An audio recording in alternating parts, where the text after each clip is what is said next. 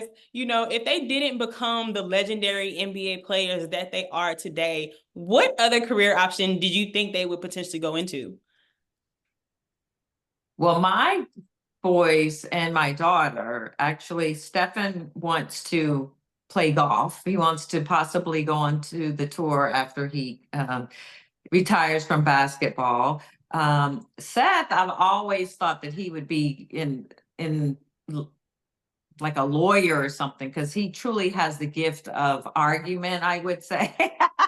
And you forget what you're saying and what you're arguing with them about. So he's very skilled at that.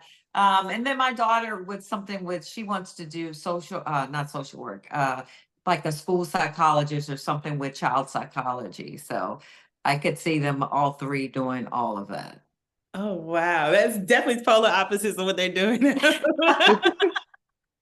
What about you, Lucille? What did you think Shaq would do if he weren't playing ball?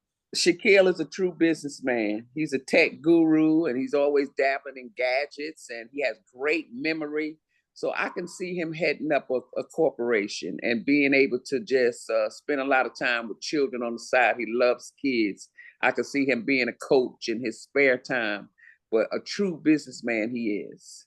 Yes, yes. I love that. So we got businessman, golfer. I love it. So, how would you describe your parenting style when Steph and Shaq were younger? Were you strict on them? Were you kind of relaxed? Like, what was their parenting style look like? Did they have to get straight A's every report card? Lucille, I'll let you go first. Well, you know why I'm laughing. But anyway, Sonya and I are opposite. We have different parenting style. I'm the easy one. I kind of let my children skate and get by, and I would just be there to, I would say I'm the buffer because my husband was strict and he was very strict. And so I would kind of ease the pain a little bit. So I would say I was more relaxed. And it turned out well because they're even killed, you know? Yeah, yeah. What you saying? Well, now you know the answer. I'm the strict one. And no, I mean, if you had to get a B, then all right, then we'll take it. But yeah, I'm an educator, teacher. My children had to go to school at my school through sixth grade. And I'm the head of school / principal, and then come home, and then I'm driven like that. And so I just wanted to, raising our young Black men, that always was in the back of my head about the responsibility of that. I don't know, I'm getting emotional thinking about that. And just trying to just steer them in a way that would ensure that they would be successful. Because I know how hard it is out there for them. And then with my daughter, just, there was no hope for her. Being my daughter. So, there's moments, even like in the show, where we talk to other parents and, Lucille will say, we left every interview blessed because, you could see similarities in parenting. And I would go, okay, so I wasn't all that bad after all. Like there was someone else that was doing, another mom. But I look back sometimes and I'm like, did I nurture enough? Or was I just busy parenting?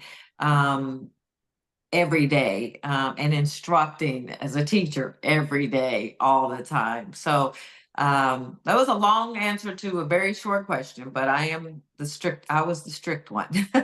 No, thank you. I appreciate both of your responses as well. I actually thought it was going to be the opposite. So that's but Sonya, that does lead me to my next question. Being that you were such a disciplinarian over your ex-husband, in 2019, he did make a comment saying that he didn't want the Golden State Warriors to draft your son. So being that now he's won 3 championships and all of the other success that he has, 4, I'm so sorry. Thank you for correcting me. 4. Did you agree with Dell at the time when he said that, or did you kind of always foresee Steph having this success? Well, we didn't want him to go to Golden State because we wanted him in New York, and they were the next pick. And so we were sitting there, they were 8th pick, and we were just like, he's going to be on the East Coast. And, ironically, and I laugh when I say this, when Dell was in the league for 16 years, I had no clue where Golden State was. So when they announced Golden State, I was like, where is my child going? Like, And I was like, really? You're going to say that? Like 16 years and you don't know? And I'm like, Lord, you're going to take him all the way over to the West Coast. You're going to take my baby and take him somewhere to this never land. So there was, it was a combo of that. We thought New York.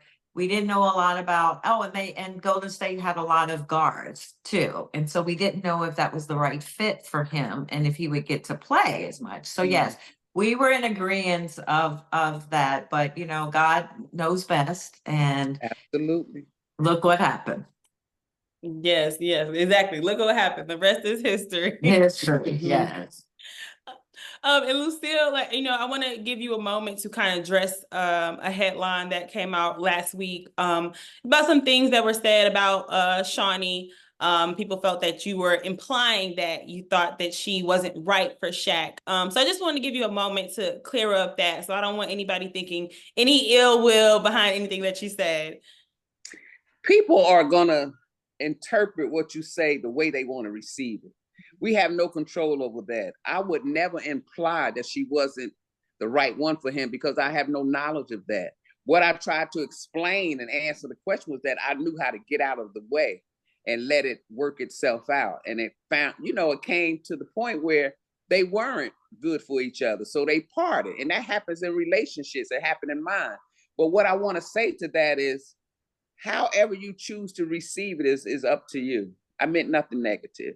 And I said, out of that relationship, I have beautiful grandchildren. They forgot to mention that part. So I didn't say anything bad, but people, they're going to reach out for the negative. That's common and normal for them to do that. So Shawnee knows, Shaquille knows, and I know. And that's all that matters. And like I mentioned to you a few minutes ago, Rachel, some things are better left unsaid. And then, even in this interview, it's not about Shawnee, it's about the program Raising Fame. So to even ask that question, I don't even care to answer it, but I will because you and I are having communication. But it's not about any of that. And in all of that, even raising Shaquille to the point where he is, as long as we are mothers, we're still going to parent him. We're going to have our input. And who am I to say that person's not good for you? You got to find that out. So I did say that when I answered that question too. That was something he had to find out for himself. So see how people will pick up the negative and make a story. This is the experience we've been having with media. They pick up the negative, but in Raising Fame, you get the opportunity to dispel all that negative, and we're going to hear the truth from the people that we have interviewed. And that's what I love about Raising Fame. I love the way you answered that. That was a perfect answer. Thank you. I knew that, and I knew the question was going to come up because she's out there.